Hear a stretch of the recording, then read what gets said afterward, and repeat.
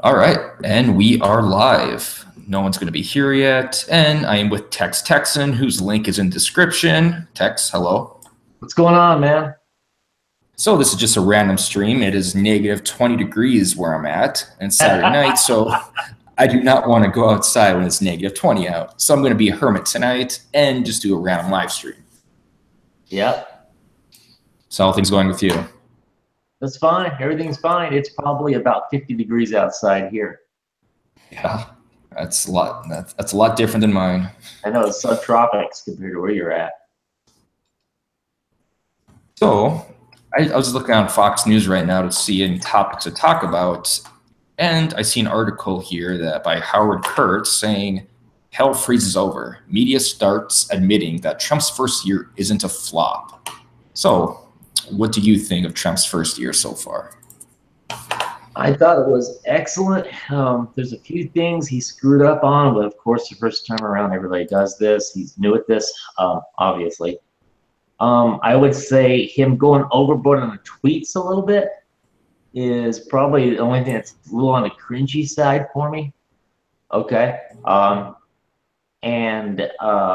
Overall, I mean, except for the Michael Flynn thing in the beginning and the whole deal with Robert Mueller, it's been a pretty good year for Trump. Yeah, I'd agree with that. It's I don't know, it's interesting that the whole media thinks he's going to fire Mueller, and the way I look at it is there's no reason for him to fire Mueller. I mean, because it's quite obvious by now. I think even his biggest detractors would admit that there really is no collusion. He is not, guilty of any collusion. In fact, it's the Democrats, the DNC, that hired Fusion GPS, who hired Christopher Steele, who got information from the Russian government. I mean, Oh yeah, that's where the big scandal is. I know. Well, what amazes me. It started pointing back to Hillary Clinton with Uranium One. It backfired. Right. Completely backfired. It's such a big giant scam. Basically, what it is they don't like Trump, and they're looking for any means necessary to get rid of Trump. It's a witch hunt. That's all it is. I just watched the South Park episode where they're all dressed up as witches, and they can't think of the term witch hunts. They're like, it's a witch pursuit thingy. It's a witch. Yeah, it's like a witch searching for us thingy. I don't know. It's funny. Yeah. No, it's true though. I mean, they're looking for, in my mind, they're just looking for something. Because they know nothing's going to stick on Trump in terms of legal ethics. I mean, nothing's going to get Trump arrested or get him indicted. However, what they're trying to do is to tarnish his reputation enough and the Republicans who are supporting him that they lose the midterms, and Trump, if he does indeed run in 2020, will lose in 2020. Yeah. That's what they're trying to do. But the more they push, this was funny about the American public, and it goes back to how Trump got elected in the first place. The more the media pushes this garbage down our throats, the more we're going to choke it up. And the more it's going to backfire. And then all you got to do is have more people vote for Trump the second time around just out of spite. Yeah. The Democratic Party, if they want to gain any ground, they have to back off the Trump attacks entirely. They have to come up with an entirely new platform with entire new people and bring in some old school style conservative Democrats. That is the only way they can battle Trump. Right. Yeah. And it's funny too, this whole tax plan as of now, most people don't understand what is actually in the tax bill. Me personally, I'll be honest, I think it could be better. I'm in favor for a flat tax, but if you watch the mainstream media, the way they make it sound is that this only benefits the rich. And that is simply not true. This gets tax cuts to 80% of Americans. And the other 20%, the only reason why their taxes will go up is because they live in major blue states that have high property taxes. So if they would move out of those states like California and New York, you would actually see that they would get a tax cut as well. I mean, it could be better, but to say that this is a bad bill, I think is nonsensical. And I think come February, when people start seeing the tax cuts in their paychecks, I think you will see Trump's approval ratings go up, and I think you will see people basically start waking up to the realization that this corporate media fiasco they're trying to pull on everyone is just wrong. And I think more people are going to lean towards Republicans and Trump. Yeah, it's politically motivated and money motivated propaganda assault on Trump.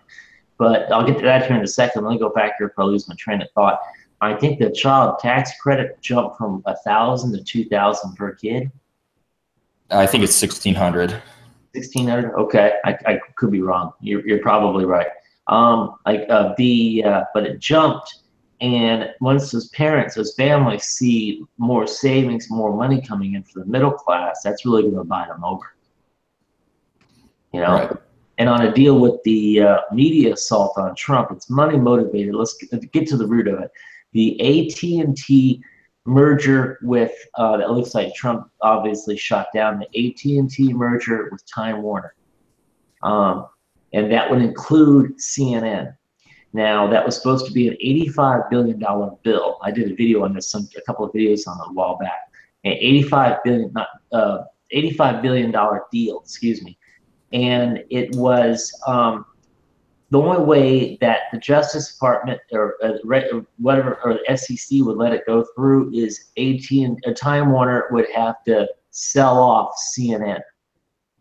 Now, I know Trump is behind that because CNN was an arch enemy of Trump's during the election, and he didn't like this whole idea to begin with. Where Hillary got a lot of money from AT&T and Time Warner to try to push this $85 billion deal through, and she was going to push it through. Trump's going to nix that whole plan and do everything he can to stop it. It's too many communication companies. There's already a monopoly of, what, 5 corporations? Yeah, essentially. Yeah, and it'd be just, imagine if you have an AT&T phone and you're getting nothing but CNN downloads, from your AT&T phone. I'm sure there's SEC guidelines against that. I'm not sure, regulatory guidelines. If there isn't, there should be. But Trump has fodder to go after those guys. So it's about the money. All the stuff, all the big money wants to do the things they want to do, and Trump's getting in the way. So what do? They lean on their buddies in the media to come up with crap views against Trump. Yeah. And the thing, too, is it's not just necessarily, I guess, Trump that stopped the merger. I mean, the Sherman Antitrust Act, which was created to actually stop giant mergers from creating monopolies, the DOJ actually has a section that they are supposed to investigate. So I am actually happy that they investigate. I am happy that they are basically putting a hold on this merger because, yeah. I mean, for me, like I'm, in the free markets and stuff, but monopolies are dangerous. However, I could go back to just the foundation of it all and saying that if you actually had an OMAC free market, you wouldn't have, there wouldn't be a point for monopolies to exist. And I say that because, like, why do monopolies exist right now? Well, because they can lower prices that smaller companies can't compete with. And the reason why smaller companies can't compete with that is because they have too many regulations to abide by. They got what's that? Yeah, I know what you're trying to say. Yeah, I can't think of but there's so many for them, many regulations that it's impossible for them to actually compete with those big businesses. So if you actually go back to like a free market, actual free market, and cut those regulations, you will see a lot more competition, prices will drop, and these huge monopolies wouldn't exist.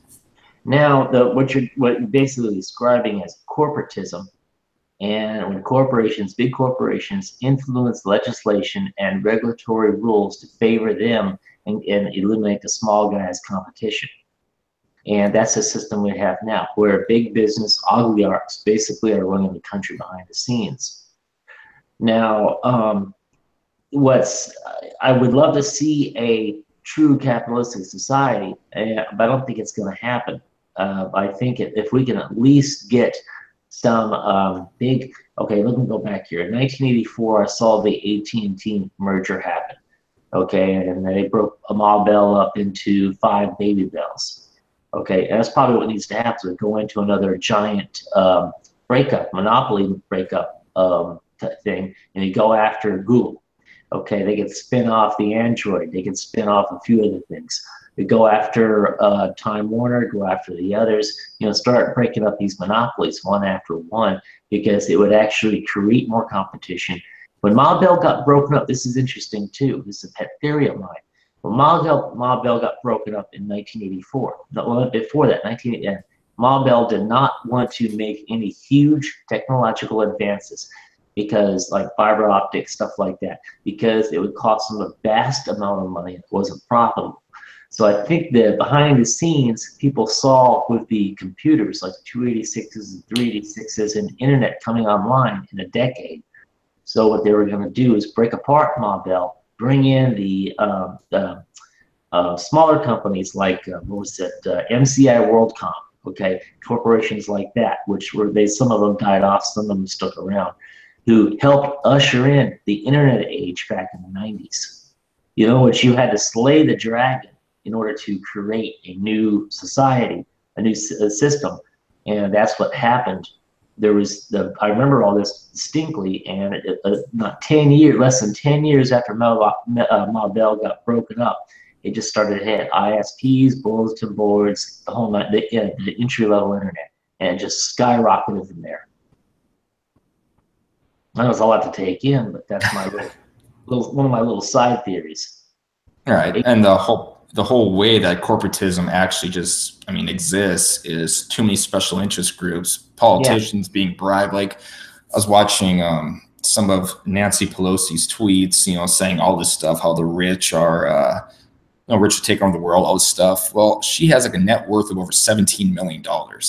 And there's one thing that happens to everybody in Congress, no matter what, is they come in with mediocre salary, but when they leave, they are rich beyond belief because there's so many special interests who give them money, who donate money for they throw their votes a certain way. So the only way to actually begin to stop this corruption, to stop this corrupt corporatism that's happening in our society is to first do term limits, enact term limits, and second, get that money out of politics. Now, there are some arguments against that. For instance, term limits, one could argue that you are actually violating your right to choose who you want to be in office. And there is some, I mean, there's an argument for that. But however, I think that if we actually want the society to keep on ascending to a better level, we got to get that dark money out of politics. We got to get term limits enacted. And we really just have to do a big deviation from where we're at now. Yeah. Yeah. And the how it works in Congress and in the Senate is, besides the campaign donations and this and that, one of the things that is legal to bribe a senator or congressman with is stock options, and tell them about, or stock tips, stock tips. So let's say if a corporation, let's say a pharmaceutical corporation, wanted to get a bill passed, and in order to get them some money somehow, whatever, one way or another, and they turn around once that bill passes, or they tell that certain senator, and this is what they told Nancy Pelosi, I remember this now. Okay, our stock's going to go public at this time on this date. If you want to buy any stock, hint, hint, that's legal.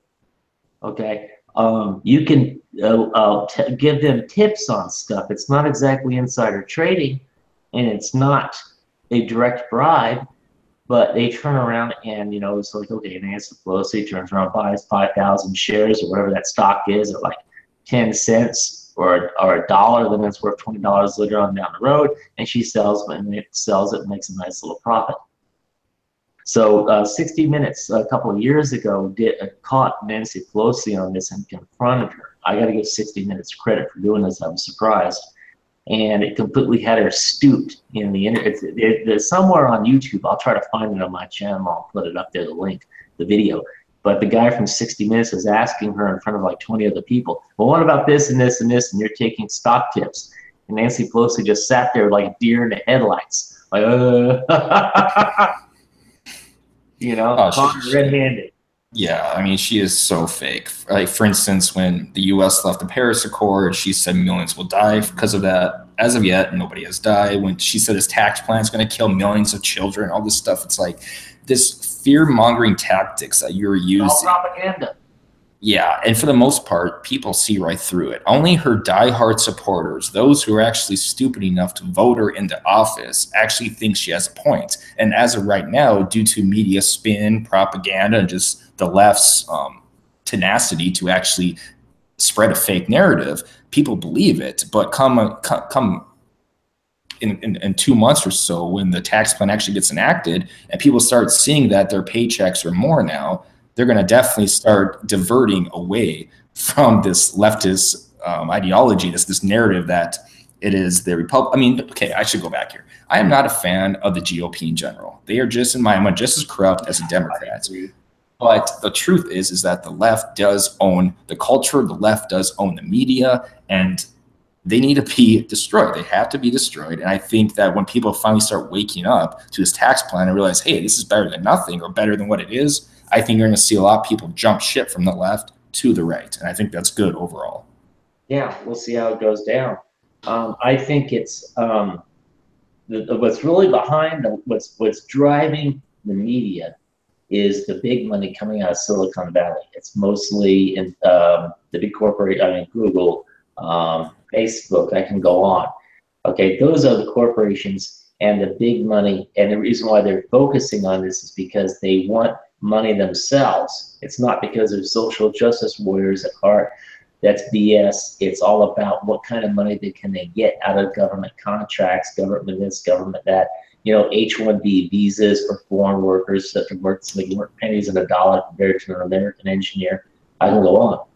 You know, that's what it's all really about, is they want to control things in government in the United States that benefit themselves, the money-wise. There was a new study out, I think maybe a month ago, and it said 71% of millennials want a third party. Now, I think most of them probably want like a Bernie Sanders third party, progressive wing, but I do think this kind of gives the, not really illusion, but I think this alludes to the notion that people are fed up with the two-party system because it is inherently and fundamentally corrupt. Like I said, people that go into office make so-and-so money. When they leave congressional offices, they are multimillionaires. It's just insane. And I think people are waking up to that. And hopefully you see like a rise of Green Party and a rise of Libertarian Party and just third parties in general, because we actually have to get rid of this two-party dynamic because it doesn't do anything. It doesn't do anything except feed the rich and the corporatists and all this stuff. The only thing that's worrisome about one of multiple parties is if you get something like some of the crazy parties they have over in Europe, especially in Germany, like the Christian Democrats and the Green Party over there. I remember back in the 80s and 90s when they really started, especially the 90s when it first started to really take over the German government. That's when Germany started to go in decline, in my opinion, right after they absorbed the DDR or East Germany. And it was a downhill run from there. And because they diverted all their money away from military programs and worried about the Soviets coming through the gap in the mountains. I forgot the name of it. If they're the something gap, it would be a perfect spot to run thousands of tanks. The Folger Gap, I think so. That's what it was. Run thousands of tanks through. They're worried about East Germany and the Soviet bloc and the Soviet Union invading West Germany. Well, they diverted all their funds and they diverted everything from a defense-oriented system they had since 1945 to social justice. And then all the people that were raised in Germany from the 1940s, 50s, and 60s started retiring out. And then the face of Germany changed because all the nuts from the 1980s took over Germany, you know, Merkel and the others. And now look what we have now in Germany. Mm-hmm. And Jordan B. Peterson, he calls that cultural Marxism, and that's essentially what it is. Yeah. And they were trying to actually infiltrate the U.S. in that regard.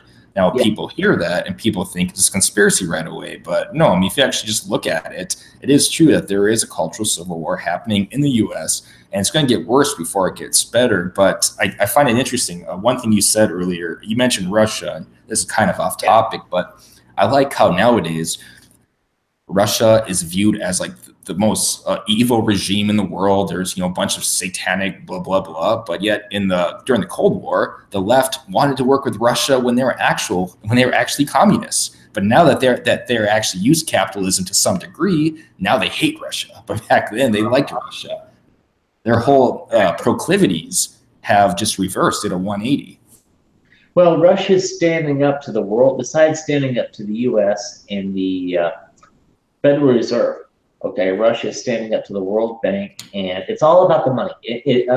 At the end of the day, I had an economics professor in college tell me once, it's all about the money. Everything is about the money, and I see where he's coming from, because Russia won't play ball with the United States or other countries in the world financial system, and they're trying to get away from the Federal Reserve and the use of American currency as in the reserve dollars. They're trying to get away from that, create their own petrodollar, whatever, work with China on this. They've had some inroads, this and that.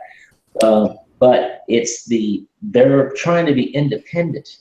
And that's what Gaddafi did in Libya. Okay, before we took Libya over and killed Gaddafi.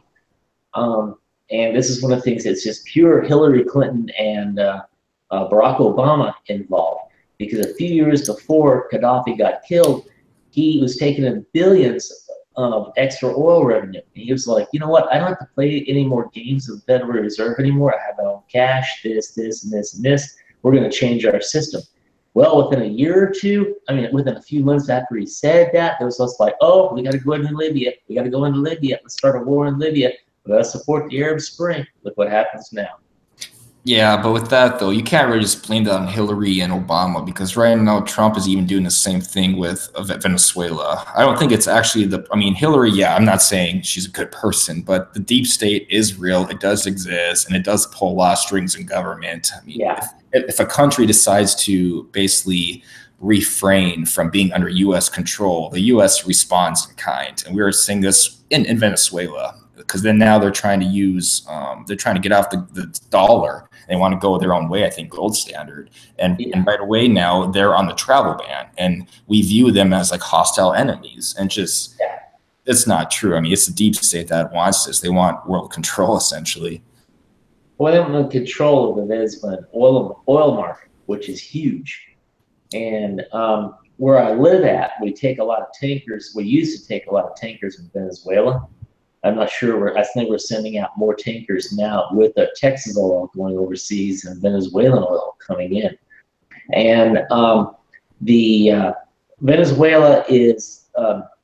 I don't think Trump wants to go into Venezuela. I think it's a rhetoric. He wants to try to break down the Venezuela regime, make them sweat a little bit, destabilize them through verbal means, verbal threats. Same with Iran. What's going on with Iran? Hopefully they'll have another revolution in Iran and eliminate their leaders. And Trump today came out and said the world is watching. In other words, i.e., don't start slaughtering your own people. That kind of thing, and it'll look bad upon you. Give me a second. Let me explain. A number of years ago, 5 or 6 years ago, in Iran, there was another uprising. But Obama did not support the uprising at that time. It was like the women's revolution or something in Iran. I can't remember the exact name of it. One young lady was killed, and all the women went nuts in Iran.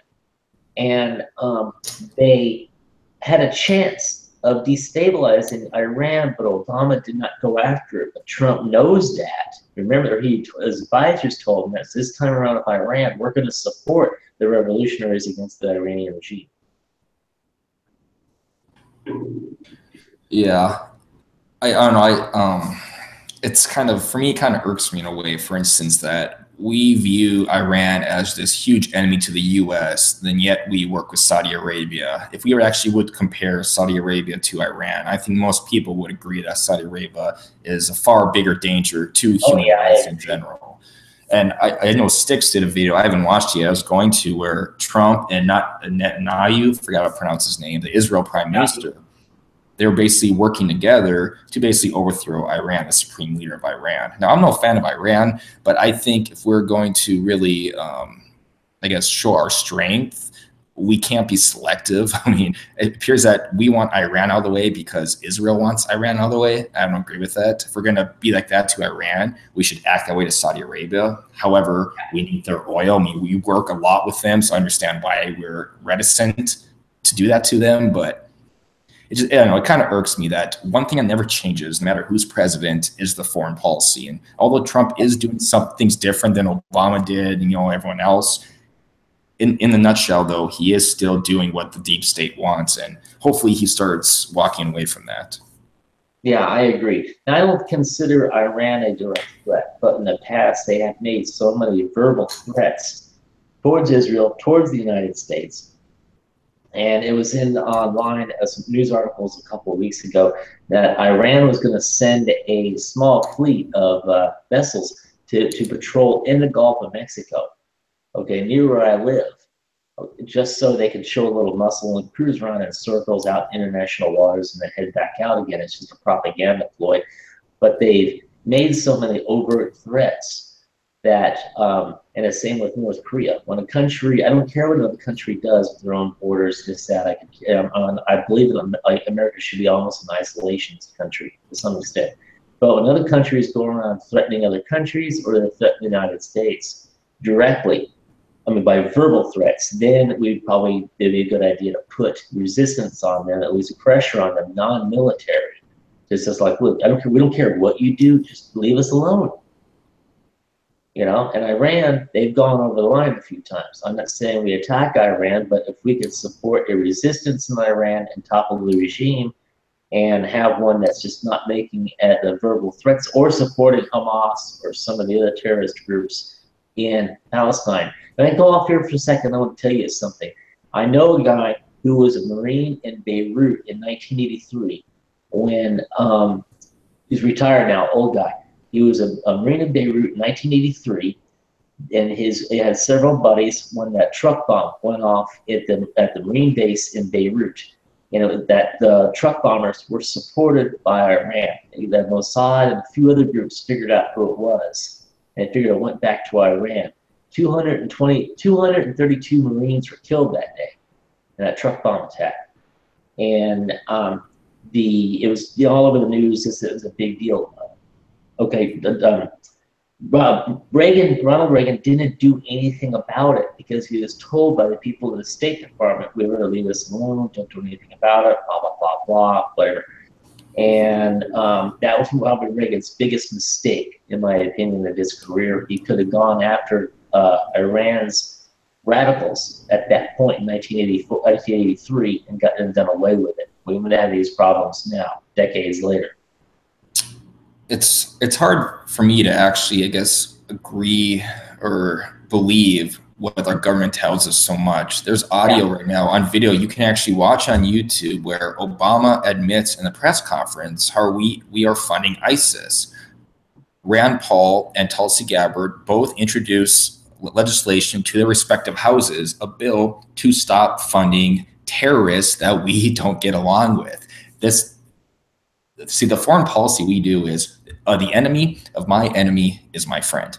Yeah. And that is so wrong because when we fund those enemies of our enemies, they always use their weapons on us. We are seeing this now a lot. Like we funded ISIS and now Syria has actually defeated ISIS. And now all of a sudden we want to send more troops into Syria, basically destabilize it. And I mean, I might sound a conspiracy theorist here, but I think that most of the government, I shouldn't say most, but a deep portion of the government, like the deep state, they want to destabilize Syria so the U.S. is involved in more foreign affairs. And that's something that I clearly disagree with. The real root of why we want to destabilize, especially the people in the State Department, destabilize Syria, is because Saudi Arabian oil and natural gas industry, their industries are trying to influence what's going on. Basically, this is what's happening. Russia is selling natural gas to Southern Europe, and they're paying through the nose. Basically, Europe's paying through the nose to the Russians. The Russians have a monopoly of the natural gas coming into Europe. Now, Saudi Arabia is sitting on a huge reserve of natural gas. They want to run natural gas pipelines through Syria, and I think it was through Turkey, I can't remember, all the way around through Italy, into Italy, and then meet onto the pipelines there, and then run that natural gas into Southern Europe to compete with the Russian market. Now the Russians, look, in the meantime, Assad had this little thing going on, a civil war going on. And Assad says, look, I need help from the Russians. He told the Russians, I need help, blah, blah, blah. And the Russians said, look, we'll back you up 100% if you keep those pipelines out of your country. So Assad was like, okay, that's fine. I'll keep the natural gas pipelines from coming through here. So we're trying to fund rebels to take over and take out Assad. That way we can take over Syria and then run the pipelines through it. The Russians are trying to block it. It's all about natural gas and the money, the profits, the money. So what are your thoughts on the U.S. declaring Jerusalem the state of the capital of Israel now? We're moving an embassy there. I see it, pitfalls. I don't, part of me doesn't really care. Part of me says, this doesn't make any sense. Part of me says that we, ultimately, I think we need to pull out of the entire region. Let's just simplify it. We need to pull out of Iraq, Afghanistan, Saudi Arabia, Israel, pull everything we have out of just about every Muslim nation.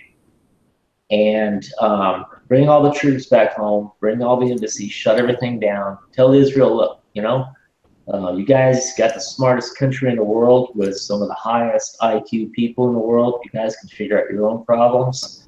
And we don't get involved anymore. We just, if other countries want to battle it out and have wars and toss nukes at each other, let them have it. I could care less. I'm to the point that there was a limited nuclear war going on in the Middle East, Persian Gulf, let's say between Saudi Arabia, Israel, and Iran. I just want to sit back on the computer, eat popcorn, and drink beer, and enjoy the show.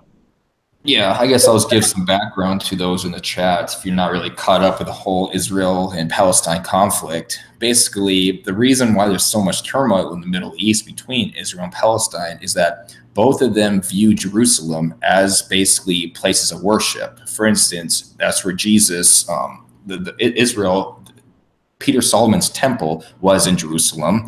And to the Arabs and Muslims, the old city in Jerusalem is where Muhammad had his night journey from earth to God. So both of them want, there's basically the East Jerusalem and West Jerusalem. As of now, Israel takes claim with West Jerusalem, and the Palestinians want East Jerusalem. However, the turmoil is both of them want East and West together. So what people are trying to do to try to broker some peace between them is that they do what's called a two-state solution. The Israel gets West Jerusalem and the Palestinians get East Jerusalem.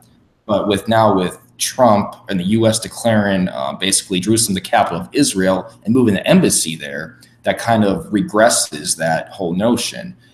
And me personally, I think we help Israel enough the way it is. I mean, we give them over $3 billion a year in aid. And I mean, that's not a lot in the grand scheme of things, but it still is a lot. I mean, we could use that money elsewhere. I do agree with you, Tex, that I would rather us get out of the 120 countries that we are currently in, bring them back home, and there's other ways to go about it. However, it's kind of interesting because Muhammad came after, the Christianity dogma and the Jewish dogma. So to that regard, the claim that Jerusalem is part of Israel is accurate. However, Israel wasn't actually created until after World War II. So in that regard, people that say Palestine really owns Jerusalem is also accurate. So I understand the turmoil there. It's just so much conflict there. And I don't know, it's hard to actually see a solution. Yeah, there is no solution. That area, if you think about this, they've been fighting over their gods, or God, or gods, whatever you want to call it. I'm not trying to be anti-religious, anti-Christian, anti-Jewish, or anything like that. But everybody's been fighting over it for about at least 3,000 or 4,000 years. We are not going to make a dent in it. It's been the Mesopotamians, it's been the Egyptians, it's been the Israelis, the Israeli kingdom, whatever, King David, this, that, everything. They've been fighting with the Crusades, 4 Crusades. I can go on and on. There's been so much bloodshed over that area. And there's really nothing there of any interest. There's no oil. There's really no water. There's just rock. You can't really grow anything.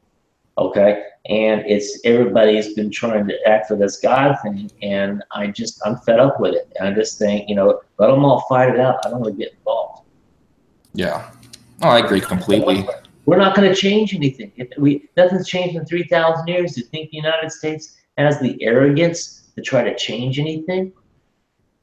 And You that's know, what's happening. There's basically proxy wars in the Middle East where the U.S. is funding, Israel-backed rebels, and Israel and Iran is funding Hamas and Hezbollah. And the whole point of that war is to try to achieve Jerusalem. But I mean, the two-state solution, if they could actually sit down and make it work, it would work because both of them would have the old city. The old city is a place in Jerusalem, like I said, where Muhammad had his night journey, and it was the Temple of Solomon.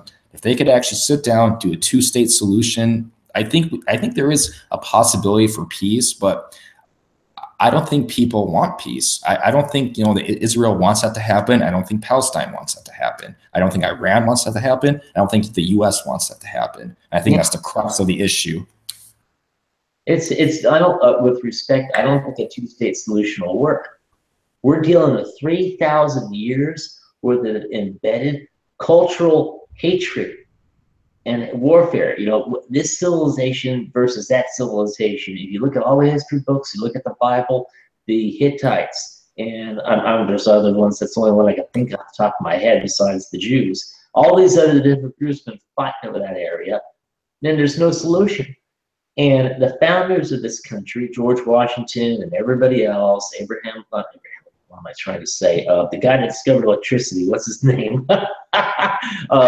Ben Franklin. Franklin. And everybody else knew this, and they got away from the old world because they kind of knew that all the wars and all the aristocracy and all the religious strife and everything else, we got to leave that behind. We came to the new world. It's like, you guys are over there on your side of the Atlantic. We're over here. Have a nice day. Leave us alone. Exactly. And it's sad to see our country devolving away from that. I've done collaborations with people like, for instance, Holly Seeliger. I think we talked about it in depth one time that if our government would actually just go back to our founding principles, just what this country is founding on in terms of the Constitution, in terms of liberty, you will see things are so much better off. Like, here's a prime example. I saw Anna mention this in the chat earlier, or I did, or someone did. Either way, the founding fathers never intended for those in Congress to be career politicians. The whole point of Congress was to go there as basically a second job.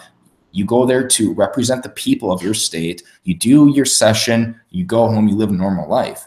Yeah. Now it's complete opposite. People in government, people in Congress are there for their careers, essentially. I think the stats is 90% of incumbents are reelected. Well, why is that? Well, because they have so much money from special interests, and those special interests are buying votes. And if we would actually just get away from that, for instance, and maybe if we would take healthcare away from those in Congress, or maybe we stop paying those in Congress, you're only going to see those in Congress who actually want to be there to represent the people and not be there for nefarious means like money. Yeah. We also have to do a few other things too. Like, if I went into office, if I became president and I had a lot of power, first thing I'd do is I'd fire everybody in the State Department. And I mean everybody from the top down. I'd keep the guys that do the lawn care and the custodians that clean the buildings. That's it. Okay? There'd be nobody left, including HR people in the State Department. They're all gone, fired, or on the street. And I would shut down the NSA entirely. And I'd shut down half the CIA and tell them, if you try to do anything in the United States, then I'll shut down the entire CIA. Okay, no more Patriot Act. None of this stuff going on. I would shrink it by 50%. I mean, the problem with that, though, is the president can't do that by law. For instance, to get rid of the department, Congress would have to.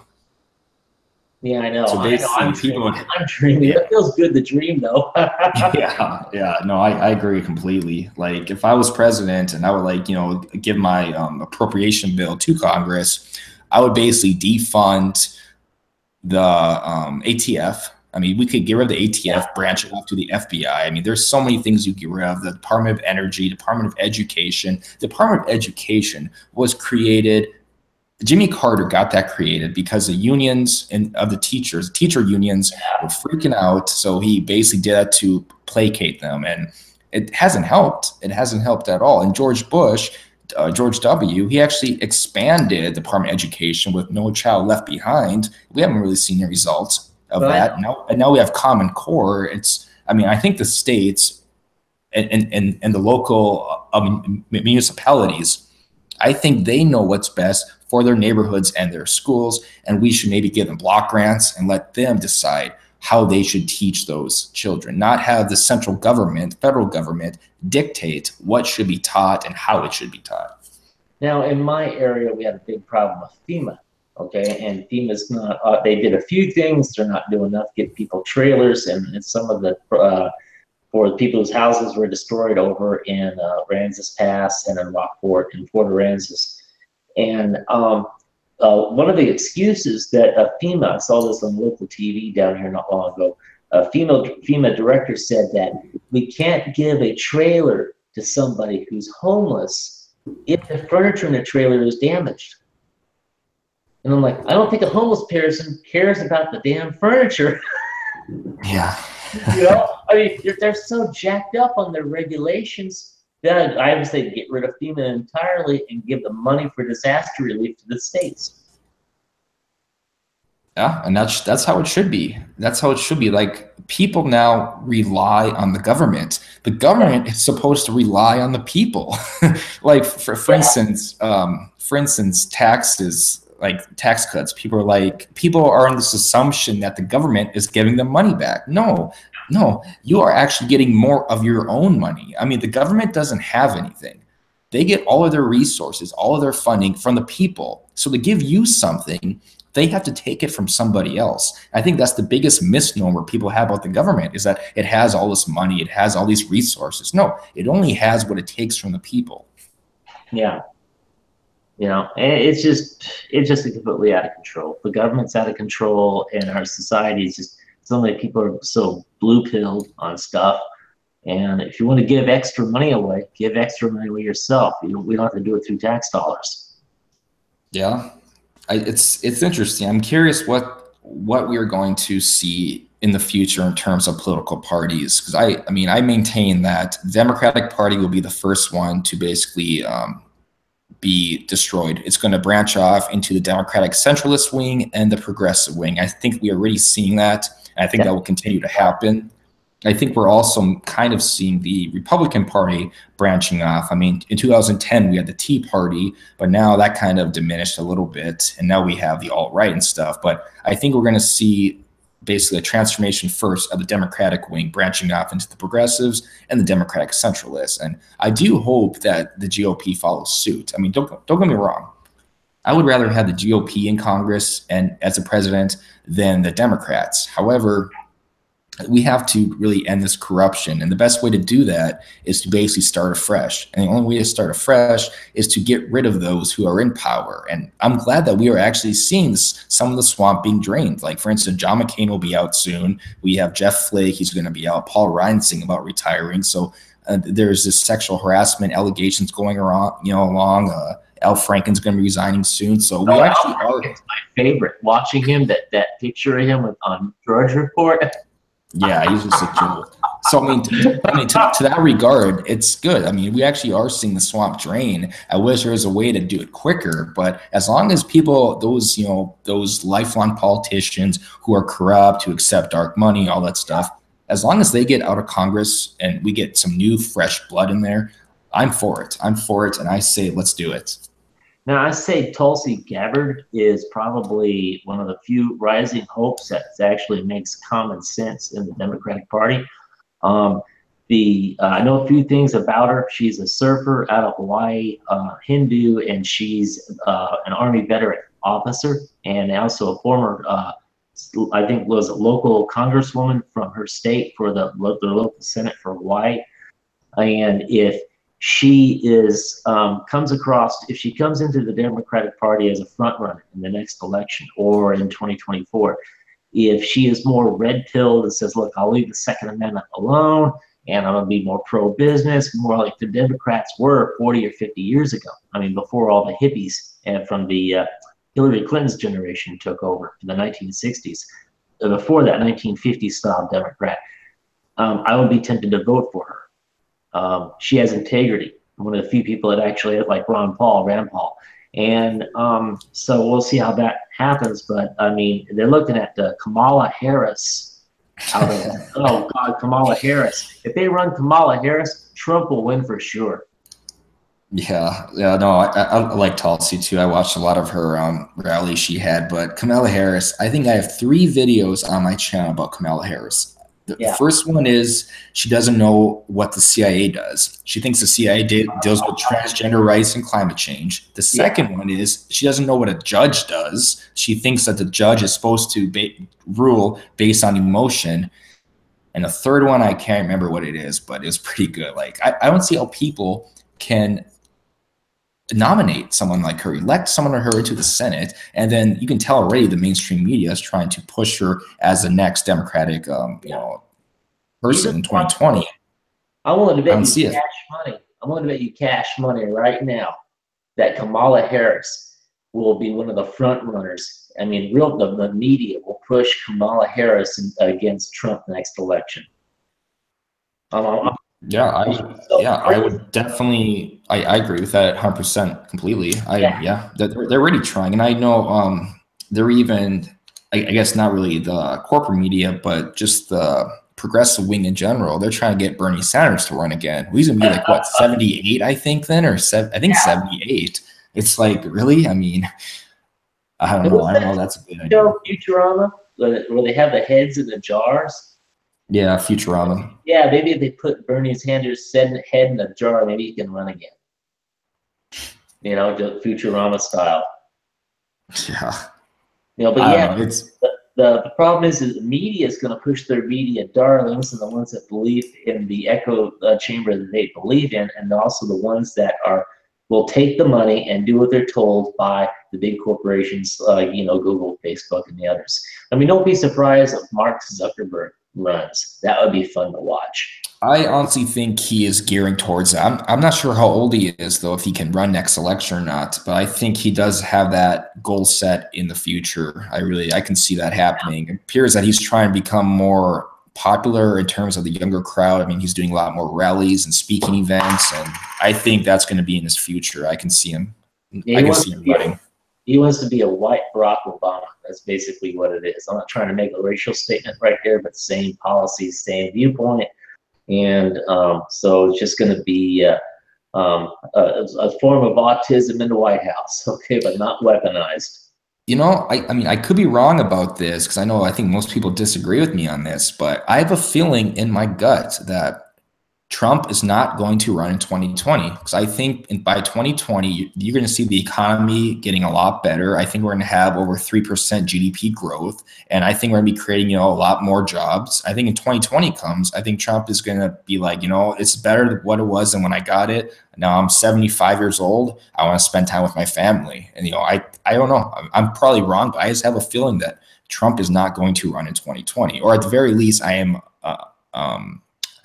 not sure about it. I have a feeling he's not going to, but that's still 3 years away, so who knows?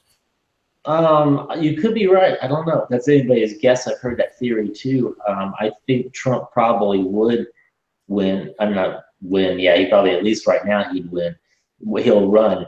But look at what we have next is Pence. And Pence, he's okay, but he's kind of lackluster. But he's also more of a religious zealot, right wing. He's not exactly part of the deep state, but he will cozy up to them more than Trump will. Yeah. I hope if Trump doesn't run, I hope it will be Rand Paul or Austin Peterson that takes over. Austin Peterson, he's running for Senate in Missouri right now, and I hope he wins. I hope he beats Claire McCaskill, and I hope he beats this Josh Haley. He's the AG of Missouri, and he said that he's not running because he's like, I'm not going to run for Senate. I'm not going to be a ladder. I'm not going to ladder up. I'm your AG. I'm going to stay that way. And now he's running against Austin Peterson, and Mitch McConnell has already endorsed him. So, I mean, I want Austin Peterson would be a great senator to have. And I mean, he would be a great president to have. That he's a grassroots guy. He gets his funding from the people, not from corporations. So hopefully he wins the Senate seat in Missouri. I am rooting for him, but Yeah, I mean, 2020, I'd like to see him up there, but he's not popular enough. But Rand Paul, I'd be happy to see Rand Paul as a nominee for Republican Party if Trump doesn't run. Now, if somebody's going to run, that's what I noticed during the last election. I noticed with Trump like this too, is if they're going to have a bland Republican, something like low energy, the Bush 3. Can't remember his first name, the one from Florida. Okay, Jeb. Jeb, yeah, they got all you got all these low energy guys up there. Trump went up, he started giving the media hell. I mean, you basically, and I'm going to use the A word here. If somebody's going to run now, like, run against other politicians, run against, especially the Republicans, run against the media. The big thing is the asshole media. That person is going to have to be a supreme asshole himself, like Trump is, and say, look, fake news, this, that, you're an idiot. I don't want to talk to you. Get out of my face. They're going to have somebody, and that's going to captivate the American audience. We like seeing strength. We like seeing vigor, and we like seeing somebody up there that'll stand up to these vermin, stand up to these, they're basically like mosquitoes and parasites. That's what I'm trying to say, media parasites, and blow them away, get out of my face, and what Trump captivated everybody because we know, well, basically Trump is an asshole, and he knows he's an asshole, and he's not afraid to stand up for what he believes in. That's what we need. That's why Trump got it. And if we're going to, but I think as long as we have lackluster, politically correct people care, are more concerned about their image and what they say than their content, then they're not going to go anywhere. Tex, tell everyone about your channel quick. I have to go check on my laundry. I think it's done. Oh, that's cool. I know what that's like. Yeah, I'm using my one of my backup channels right now because I had an issue on my Texan, my main channel. When I got on there doing my trying to do live streams, it would show my real name and not Texan at the bottom of the screen. And so I need to go back and try to fix that. That way I can really be myself on use my real channel on live streams and that kind of stuff. I'm also thinking about hosting in my area. I'm waiting for people's input on it. I did a video about this evening, hosting a free speech event in my area, totally free speech, whatever. Something like the Kilroy event was going to be, but here in the Coastal Bend area, either in Port Aransas, over in Corpus Christi, or Aransas Pass, something like that, something near the coast. And because it's a beautiful area, there's barrier reef islands out here, like the barrier reef islands you find out in North Carolina. And North Padre Island, Mustang Island. Okay, the area around Port Aransas is called Mustang Island. And I'm down here on the Gulf of Mexico, and it's a great area to be at. Great, wonderful, great environment. No air pollution, and we survived Hurricane Harvey, and we're going to keep moving on. So I'm hoping, I want everybody's feedback on my main channel, Texan. I want everybody's feedback on this, see what they think. I don't want anybody's money. I think that's what the story of the Kilroy, or put a big dent in it, the money, this, that. I don't want money. I want donations. And I don't want, what do you call it again? I just don't want to do what some of the people did. Anybody can show up. I want, if this whole deal was going to go through, I want Baked Alaska, I want Sticks Hexenhammer, I want, and no non-disclosure agreements, none of that. Okay, just show up, do your thing, speak out when you speak about, and then leave. Hang out, whatever. That's what I want to see. It's all on my channel. You can watch my video. The only thing that's in it for me is just gaining some new subs and meeting some really neat people. Okay, I am back. I gave everybody the on my idea about having a free speech conference over in my area. Nice. Yeah, let's do one more topic, and then we'll probably wrap it up here. I like to go about an hour. Yeah. Let's see. I'm trying to look at some sites to see what's up for any type of news. Does anyone in the chat have anything? Let me look here. I have a lot. I forgot how long it takes my washing machine to get done. Jeez. I'm gonna check out CNN and see what they have. The Communist News Network. Yeah. Clown News Network, the Clinton News Network. Yeah, there's a So bunch many of of them. them. I don't know. Tex, what do you think? What do you got? Anything? I don't have anything. I just appreciate everybody showing up. Anybody in the I don't have the side chat going right now, but anybody got any questions or anything? There's not as many as there heard. Earlier we had I think like 9, but now there's only 5, and I think most of the people here looks like they're leaving. So I do want to check out the movie with Gary Oldman when he plays Winston Oh, Churchill. Churchill. I think Dark Zero Hour or Zero Dark Hour, something like that. I No, forgot no, what it's that's called called. Churchill. The title of the movie. Yeah, for the title it's not Churchill though. It's let's see, Gary Oldman Darkest movie. Hour or something. Darkest Hour. Yeah, I think that's it. Gary Oldman is such a great actor, and I hope he actually wins an Oscar for it because he's a Oh lot more yeah, due for an Oscar. But they have a movie with Daniel Day-Lewis coming out, and the Oscars love Daniel Day-Lewis, and he's a good actor. Daniel Day-Lewis is a yeah, great actor. I mean, great actor. But I want Gary Oldman to get an Oscar, so hopefully he gets yeah. it. That'd be neat to see. Yeah, I saw that movie Dunkirk, and I spotted a few flaws in it, but overall, it was a pretty darn good movie. Yeah. All right. Well, BB Hammer, you just got here, but we're actually going to wrap it up. So I guess thanks to everyone in the chat that came here and all those who probably watch it later. Tex, thanks for coming on for doing this random live stream. And yeah. It's been energetic. I like this. All right, everyone. Talk to you guys later.